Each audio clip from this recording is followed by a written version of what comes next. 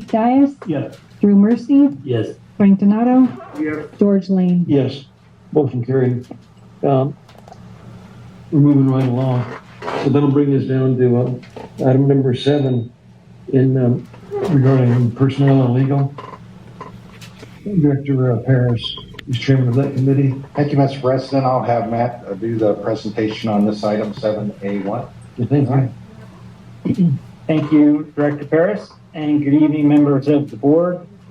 So this item is for, it's kind of 3-in-1 actions, but the item is for consideration possible action on fiscal year 2023-2024 organizational structure, a salary range adjustment for our maintenance supervisor position, and a job description, as well as salary range for the creation of a maintenance technician 2 position. So included in your board packet, begin on page 5, is a staff report that kind of explains each of the 3 actions this evening. And then attached to the staff report, you can see the full organizational structure that's being proposed for fiscal year 23-24. I'm going to have John Bozigan, our operations manager, come up and walk through this item because the changes that we're proposing to the org structure and the positions fall under John's management. But if I could, just before John gets started, on page 6, you can see the full organizational chart, and we're not proposing any new positions at this time. So only a couple minor tweaks to existing positions we have. So we're not proposing any new bodies here at the agency at this time. Okay, thank you. So, yeah, John. Okay, thank you. Good evening, everybody. As Matt said, this is strictly for the maintenance department. You know, we formed the maintenance department several years ago, and you know, periodically we go over different positions. This is all new to everybody. And so we've looked at our maintenance department. We've looked at the level of responsibilities for 2 of these positions. And we thought some changes were certainly in order. The first one is our maintenance supervisor. And we looked at the level of his responsibility after several years of him doing this position and the amount of people that he manages. And we thought it would be appropriate to recommend to the committee and to the full board adjusting his range, his pay range from 47 to 48 on our AVEC pay scale. And that would be approximately a 2.5% increase for that position. Be happy to answer any questions you have, go into further detail, but we thought it would be appropriate. In the personnel committee, you looked at this and agrees to this. We have, President. Okay, and then the second one is, you know, we started with a maintenance technician 1 position, and that's really entry-level maintenance. We always assumed in the future we'd probably have to create a maintenance 2 for journeyman type work, but also, you know, on our operations side, plant operators. We have plant operators, they can get promoted to senior operator and then to lead operator. And it's always good to have employees know that there's upward movement for them if they do a good job. And we thought after maintenance department's been in operation for several years now, we thought creating that maintenance 2 position would be appropriate at this time. We have several of these maintenance workers that are really doing an outstanding job, and certainly having an in-house department where we don't have to hire contractors for a lot of this maintenance things is beneficial to the agency. So we looked at that and we thought putting that position on a level salary range 33, which would be about equal to our water bank supervisor, the amount of people he supervises and level of responsibility, thought that would be appropriate also.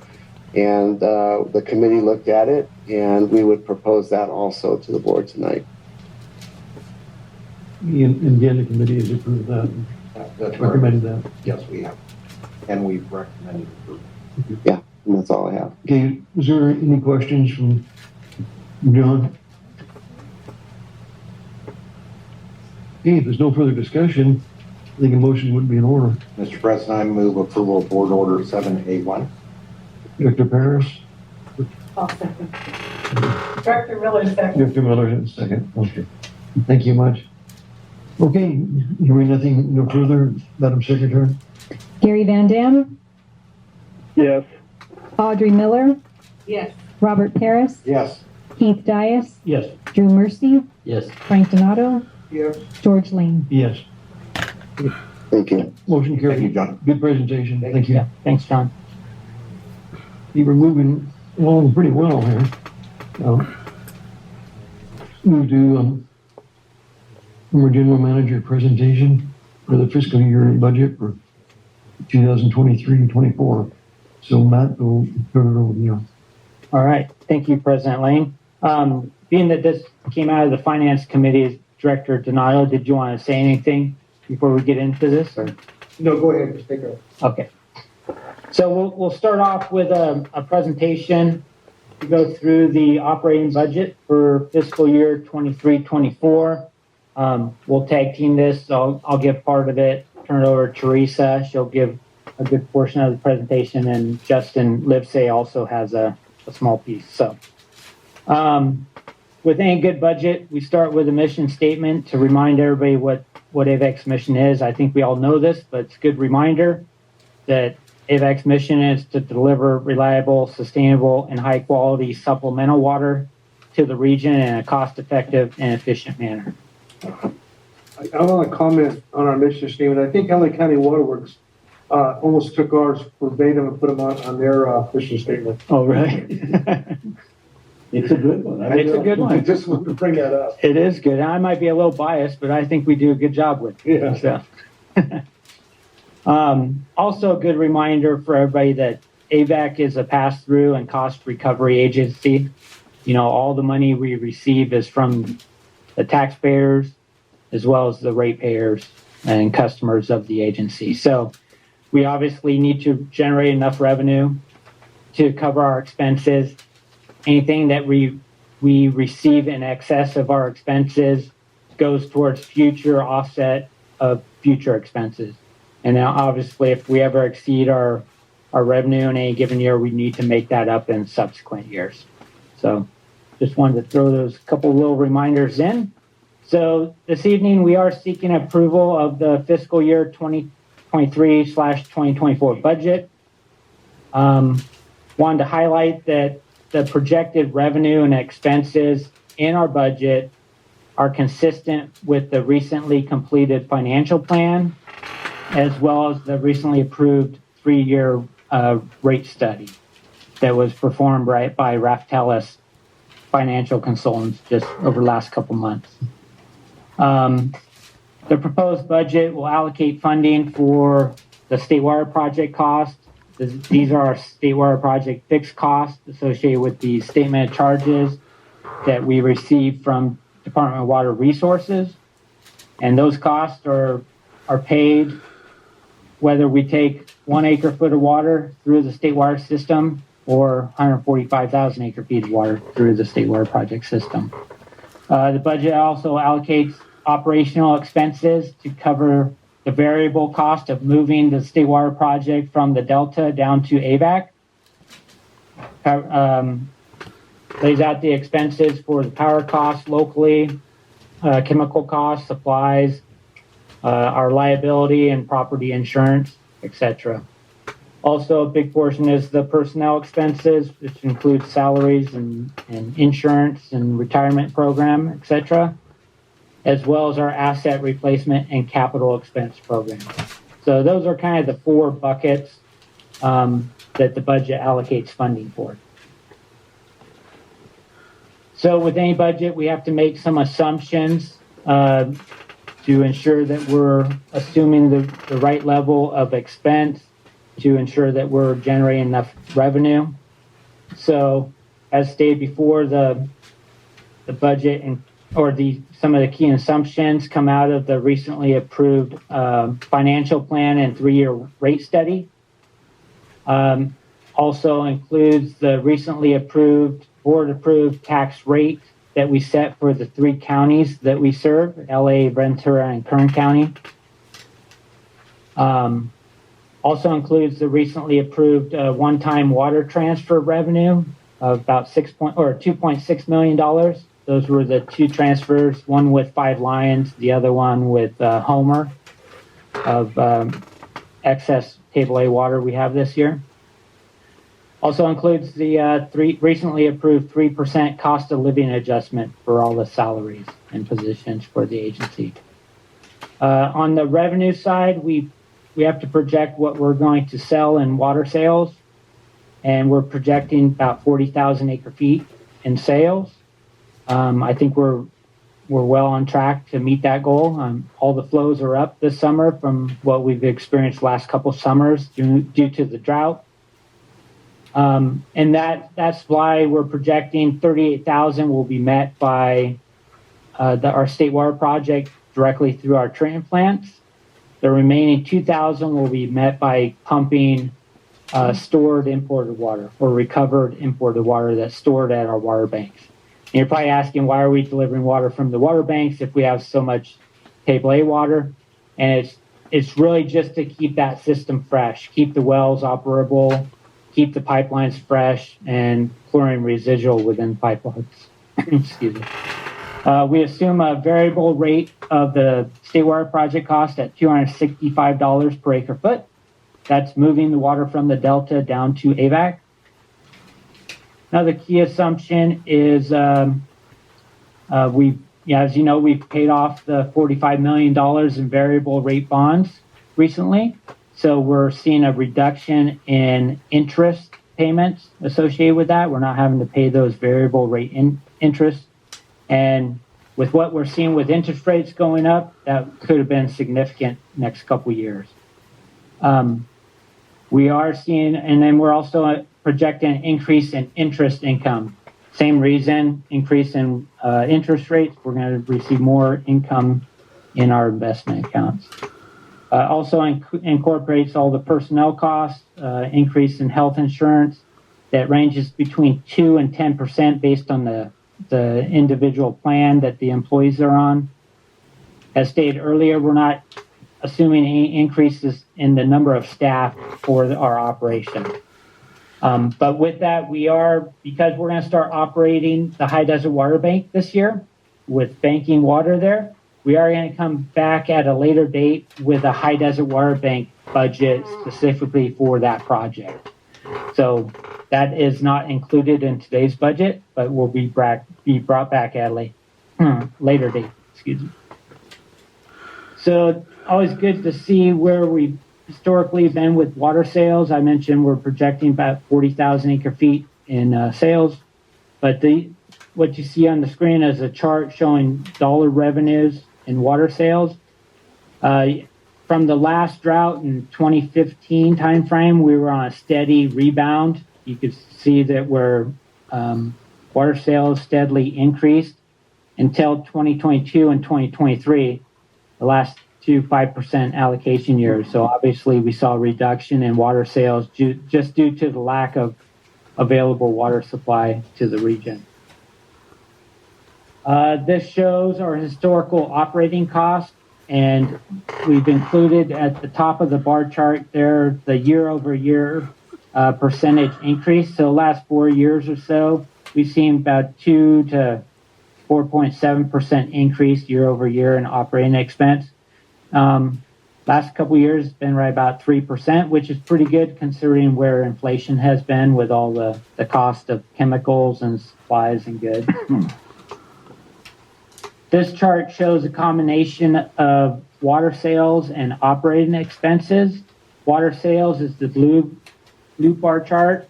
Also included in here is the orange, which shows the last few years of water transfers and exchanges, the revenue generated from those exchanges and transfers.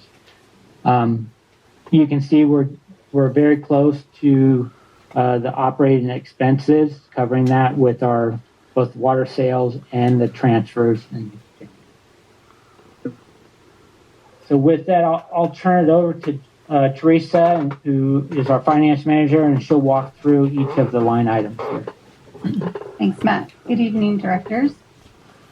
We'll take a look at the operating budget, which includes operating and non-operating revenues and expenses. Operating revenues and expenses are related to the core operations of the agency, which is delivering water to customers. Operating expenses are recovered through the water rate. And then the non-operating revenues and expenses are everything else.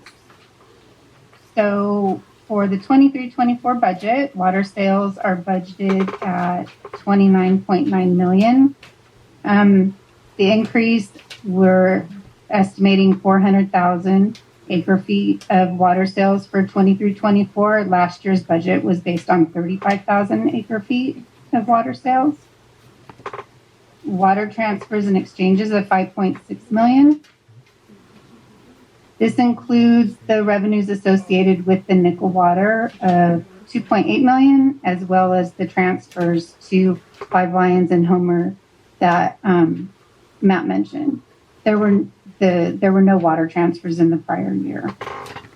And the High Desert Water Bank reimbursement and fees of 60,000 for 23-24. This is the reimbursement of staff time for the High Desert Water Bank project. Our staff that Met reimburses Avek for. And if I could interject on that, Teresa. So this is only the 60,000 is only associated with managing the capital side of the High Desert Water Bank. When we bring back the budget for the operation of the High Desert Water Bank, that's going to be tracked separately. So this is only for recovery of costs associated with the capital. Can I just comment now? Oh yeah, absolutely. Okay, I have an item 5100, water deliveries and treatment. It's a minus 9%, we dropped 9%. But above that is 5,000 water purchases. We were up 25%. Yeah, Teresa can explain those differences. Yeah, are we ready to go through the operating Yeah. expenses? Yep. Okay. So how much, is that what happened evaporation? So water purchases are budgeted for 12 million for 23-24. There's an increase in the state water project purchases. There's a decrease in what we're recovering from banked water. So you'll see the increase in water purchases, more state water project deliveries, a decrease in water delivery and treatment because less pumping. The pumping costs are included in water delivery and treatment. Does that make sense? So are you saying that a lot of that increase has to do with our banking water? The Because I'm trying to figure out. increase is we're having more state water project deliveries that we're paying for. Right. Much more than last year. So that's the reason for the 25% increase. The 9% decrease in 5,100 is there was a decrease in this budget over last year's budget of 800,000 in pumping costs because we're not pumping as much recovered bank water. So it's kind of shifting mode of operation. We're having, because we have high allocation year, we're paying more for water purchases through the state water project. So that's why it's increased 25% to move more water to the valley for treatment. That's what I understand. And then on the flip side, on under line on 5,100, that's where we track the pump Edison costs associated with pumping the groundwater recovery wells. And because we're using more state water project, we're able to pump less from the water banks. So we're seeing a decrease in costs there. But doesn't 5,100 have to do with the actual amount of water being sold as well? It does, but it's cheaper to deliver water to our plants and treat than it is to pump recovered groundwater. Really? Yeah. It's cheaper to, the treatment cost is cheaper than the pumping cost. I always thought it was cheaper to pump groundwater than it was to use. Well, if you take the cost of the water out of it, if you look at just operating power costs, cost. yeah, the power versus chemical cost. And everything flows by gravity through the port sale plant, so you're just looking at chemical costs. Okay, then I have a question on, Is that an accurate statement, John? okay, 56, says other expenses. There was a bunch of stuff probably accumulated, but Yeah. give me an example of what other expenses are. Other expense that we pay, it includes Avek's portion of the U.S. GS groundwater survey and a little bit of conservation expenses in there.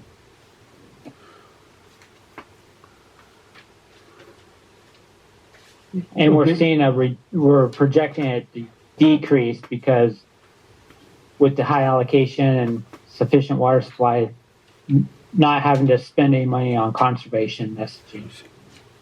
Yeah, Teresa, just, continue.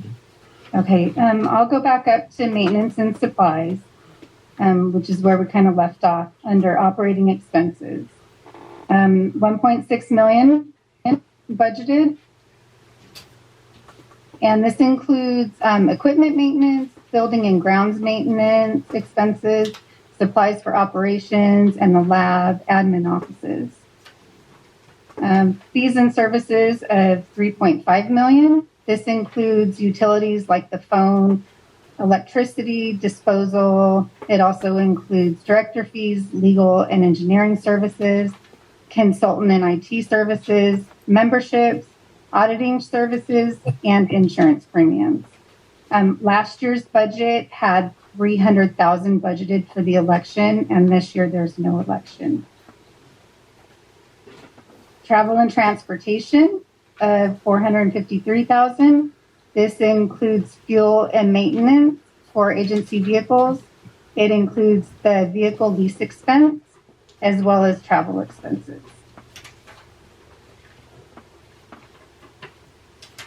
Personnel expense of 9.1 million.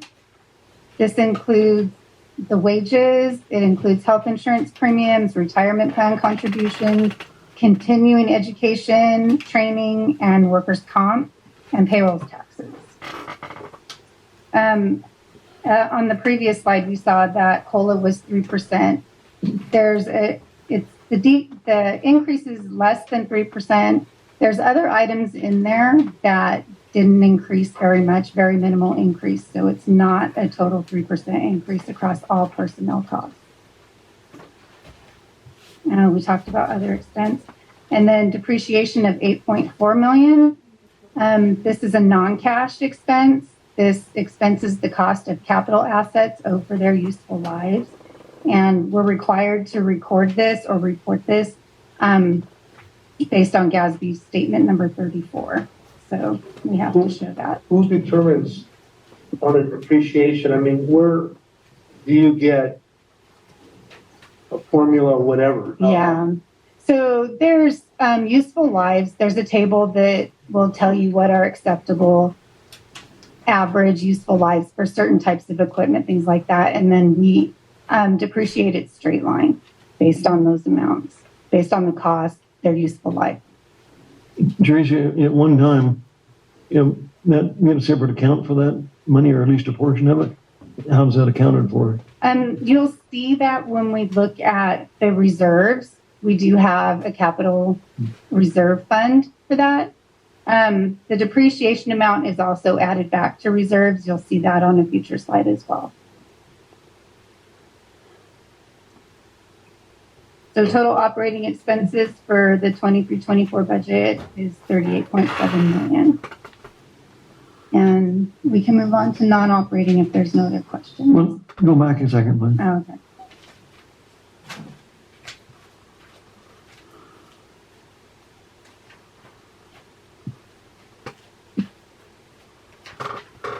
So we're not balancing your revenue with expenses? Not on the operating side. The first line of the non-operating revenues, you'll see our 1% property tax revenue. That can be used to cover these operating expenses as well. Thank you. Okay.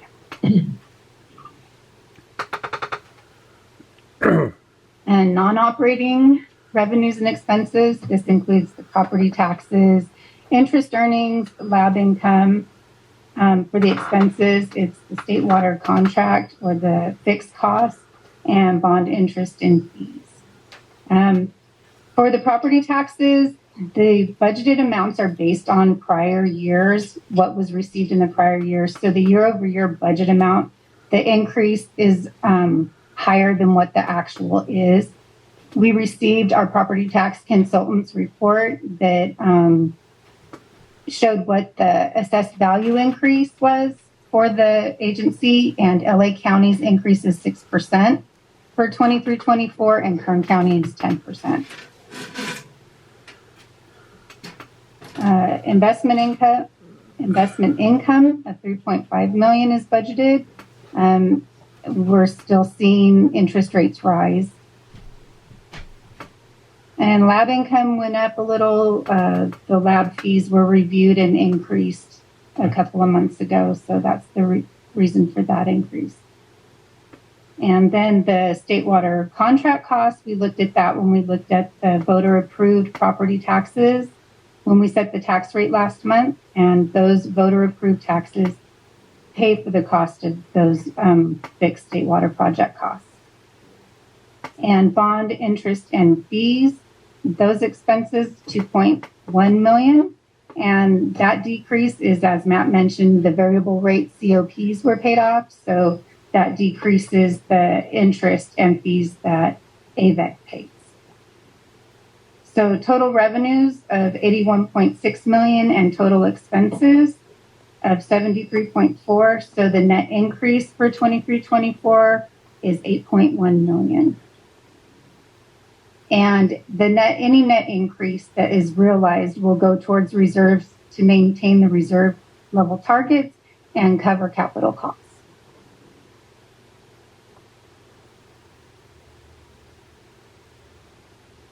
So we're in a pretty good position this year to Parish. Yes. All right, if there's no questions on this, we'll move on to our asset replacement and capital program. And Justin Livesay will cover this item.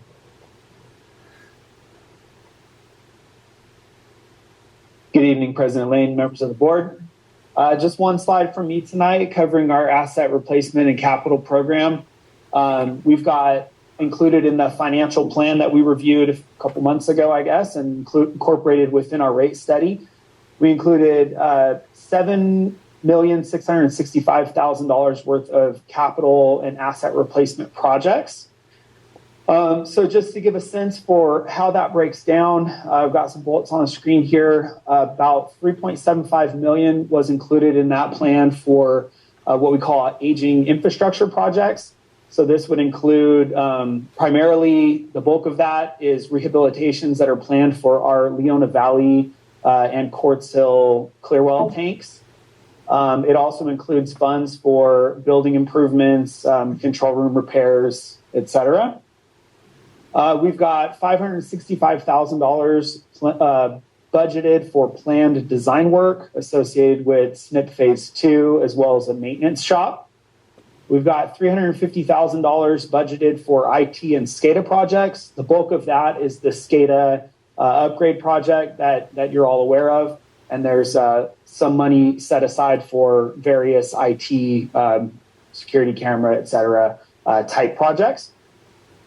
And then we've got $3 million included for various asset replacement costs associated with facility maintenance, asset repair, asset replacement, and some carryover projects from last year that did not get completed.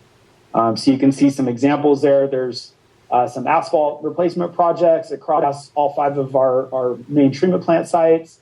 There's pump repairs associated with 6 large pumps across our facilities, valve replacements. They've got plans to replace about 23 valves throughout the system. And then the carryover projects are 5 miscellaneous projects that are being carried over that didn't get completed in the last fiscal year. So all in all, that totals up to $7,665,000. And just as a reminder, each of these individual projects, as staff is ready to move forward with any type of proposals, or actually those would all come back to the board for review and approval at the time that we're seeking to actually expend those funds.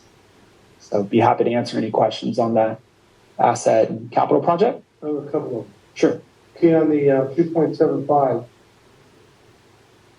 includes for Asian infrastructure projects. Who determines the Leona Valley Portil tank rehab? Who determines that it needs a rehab? Mm-hmm. So we had a consultant come in that we've worked with for years and years. He came in and did an agency-wide tank assessment. So he went into those tanks. He previously did a similar inspection, I think in 2017, I think it was, and analyzed the tanks. We had him come back in again and look at those tanks and make some recommendations on prioritizing which ones need any type of work. And so those two tanks in particular are in need of some repairs. Do these consultants, their company's not the ones that do the work, correct? Right, yeah. We would hire Because another every company to do more. consultant Yeah, would come in here and say there's something wrong. yeah, right. Okay, I just want to make sure. Good point. I just want to make sure there's, a independent agency that does that. Yeah. And is that agency approved in the water industry as the consultants for this type of work? Yes. Okay, thank you. A second one, administration building and control room repairs and improvements. Now, I'm assuming the one next door is the administration building. Mm-hmm. I Correct. just said, we don't need any improvements on this. Right, yeah. Make sure we Yes. differentiate. Yeah. So what do we call this? This is an administration building as well. Well, I the guess. official name is the Frank Donato Operations Center. That's true. I know I Good point. said I Okay, so that's why we make sure there's no expenses. Correct, yeah. Yeah. Okay. This Yeah. place still smells new, so we I don't. thought this was the lab, anyway, those are good responses. And the question going back to the infrastructure, the finance committee never saw that. I don't think we actually saw, something detailed on that. So what we did here to tie everything together, the 7.65 is what was included in the financial plan and the rate study, because we want to make sure that our rate study is consistent with our budget, and that's why we've kind of realigned our water rate cycle to coincide with the budget. So there's no discrepancies between the financial plan, the budget, and the rate study. No, I totally agree. Maintenance to me, one thing I learned earlier on, becoming a director, that if you keep pace with the maintenance and, rehab, so you do, your agency's gonna last a lot longer and not have any surprises. Yeah. So I just want to make sure that I'm just, having these studies done, I think a pretty good idea to say, before the budget, we're going to have consultants come in and budget for the consultants to see if there's any additional wear and tear on our facilities. Yeah. That way we'll know ahead of time that What we need to there's plan something in for. this agency is aging, and there's something, of course, John makes sure of that. He comes up here, rebuilding pumps and everything else, and screens and everything else, but I just was wondering how that was done. Matt, I think at some, point, the board will probably pass this, but there's some things we really haven't talked about. Mr. Donato, mentioned, so we need to look at it in more detail at a committee level, and just don't want to hear later, will the board approve it? Yeah. And like Justin said, the budget is assuming 7.65 million for asset replacement, but each of these projects, of course, would be brought to committee and board before any approval. So we're not assuming that by approving the budget this evening that that we got the green light to go spend $7.6 million in assets, right? So we need to evaluate each of those projects independently and run it through committee and board. That's pretty much what we've done traditionally. Yeah, At the end of the year. and it's worked well. So another item you have on here, but doesn't, address specific area, or maybe this is the AVAC's facilities. Facility maintenance, asphalt replacement, 750,000. So did you go to bid for that to get that 750? No, not to come up with the estimate. So you haven't done that yet? Correct. Okay. None of these projects we've gone to bid for. These are just estimates based on the information we know now. Okay. And like I said, Okay. we'll get proposals when the time is right and bring those back. So this is just for budgeting purposes. Okay. Okay. All right. Thank you. Thanks, Justin. Thanks, Justin. Yeah, good job. Thank you. Matt, Teresa, are you finished or do you?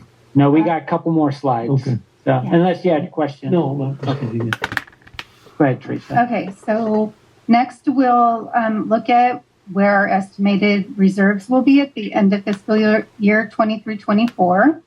And we'll start with our beginning cash reserve balance, which was the balance at June 30th of 2023. We'll add our net revenue to reserves, which was the number in the budget of 8.1 million. We'll add back depreciation since it's a non-cash expense. Then we'll subtract out the budget, the capital budget items that Justin just went through, the 7.3 of capital projects and the 350,000 of IT projects. We'll also subtract out our bond debt, the principal payments of 5.5 million. The interest expense shows up on our operating budget. Since the principal payments are actually reducing a liability, they don't show up on that, so we'll exclude them here. And then 12 million for water purchases for banking in Avek's water banks. So that leaves an estimated cash reserve balance at June 30, 2024 of 116 million. And we'll take a look at where that falls within our targets based on our reserve policy. So AVEC's reserve fund policy establishes or identifies 5 separate funds. Each of these funds have a minimum and a maximum target. The first one is the operating reserve, and the minimum and maximum target is the same at 12 months of the annual budgeted operating expenses, less depreciation. So it doesn't include depreciation. The second one is the drought contingency reserve with a minimum target of 7% of annual budgeted water sales of 2 million. And the maximum target is 20% of annual budgeted water sales revenue of 5.9 million. The third reserve fund is the capital improvement and replacement reserve. The minimum target is 1 year of capital costs of 7.6 million, and the maximum target is 5 years of capital project costs of 42 million. The fourth fund is the state water contract reserve. The minimum target is 50% of the budgeted state water project costs. These are just the fixed costs. And the maximum target is 100% of the budgeted costs. And then the last one is the post-employment benefit liability reserve. The minimum and maximum target is the same at 100% of the liability amount based on the actuarial study that we have completed every year for our audit. So the total minimum reserve target is 64 million. The maximum is 118.7 million.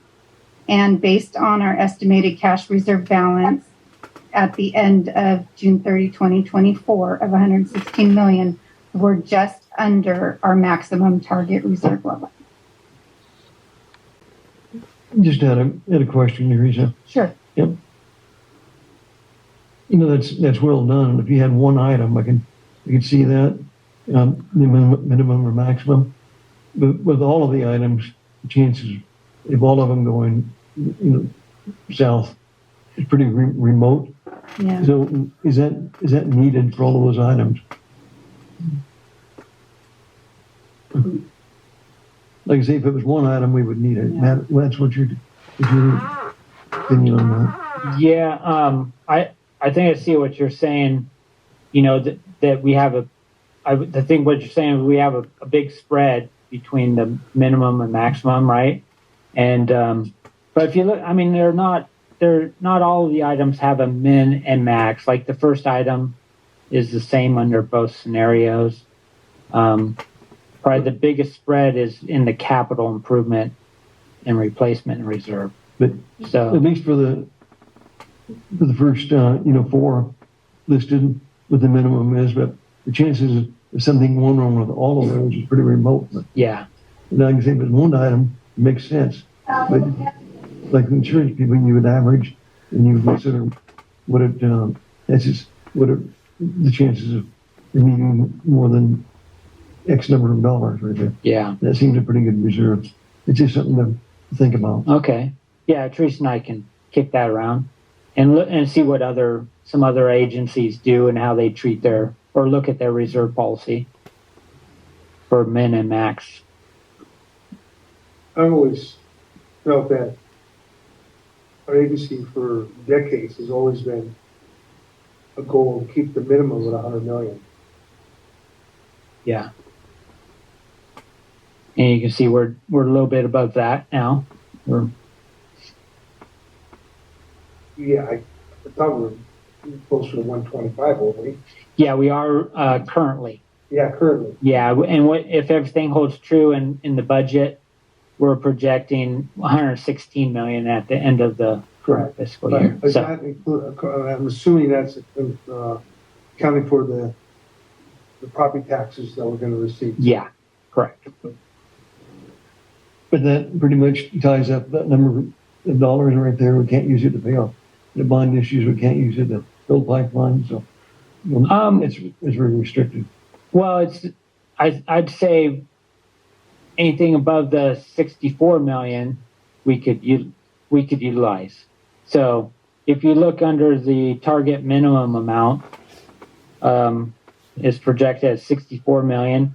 So if we end the year 116 million, we have roughly 52 million in funds that we could use if we needed to or chose to, and still meet our reserve fund policy. Yeah. Is that correct, Teresa? Yeah, I agree with that. And, this is a board established policy. I think that, it can always be revised if the board felt that it wasn't meeting the agency's needs. But this is, just a target of where the agency wants to be with its reserves. It would be interesting to check with some of the other agencies and see what their policies are. Yeah, we can do that. That's Yeah. we can easily look into that and bring back some comparatives from the other agencies.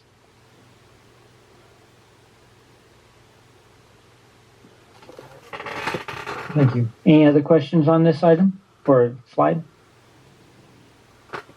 Hearing none, we'll move on. So just to wrap up in summary, what the proposed budget accomplishes is, the agency continued to provide high quality water supply to our customers. It allows us to continue with our maintenance and replacement of aging infrastructure that we've been doing a good job on in the last 10 years. Allows us to maximize our groundwater recharge and storage of imported water supplies in preparation of future droughts, and also maintains cash reserves within the reserve policy targets. But we are going to look at that based on some comments. And as I mentioned earlier, we're going to bring back at a later date the High Desert Water Bank operating budget, being that we project to start banking water this year, just so we can keep the books separate associated with the High Desert Water Bank. And with that, the Finance Committee and staff is recommending that the Board of Directors approve resolution adopting the fiscal year 2023-2024 operating budget. And that resolution is on page 12 of your packet this evening. Matt, I might say this is one of the better presentations had through the years.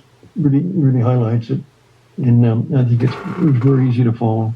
All right, thank you. Yeah, definitely a team effort between all the department heads. So we're down to recommended board order. And the Finance Committee recommends it. Management recommends it. And I think I've opened up if there's any questions from the board.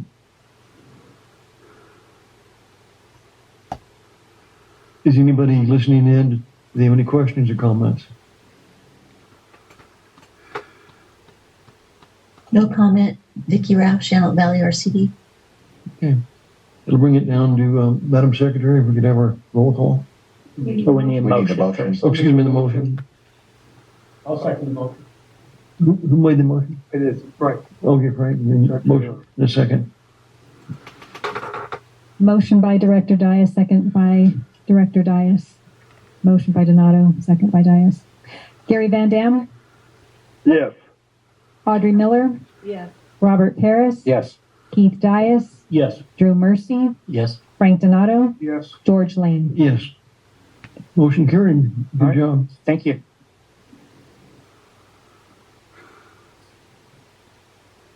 Looks like that brings us pretty much down to the end right there. We've got director's reports. If there's anybody, director would like to make a report, any comments? Okay, hearing none. Motion to adjourn till August 22nd would be in order. So moved, Mercy. Drew? Director Miller, second. Director Miller, second. There's no further discussion. All in favor, signify by saying aye. Oh, Aye. excuse me. Now I've got to go back. Gary Van Dam, Yes. Audrey Miller, Yes. Robert Paris, Yes.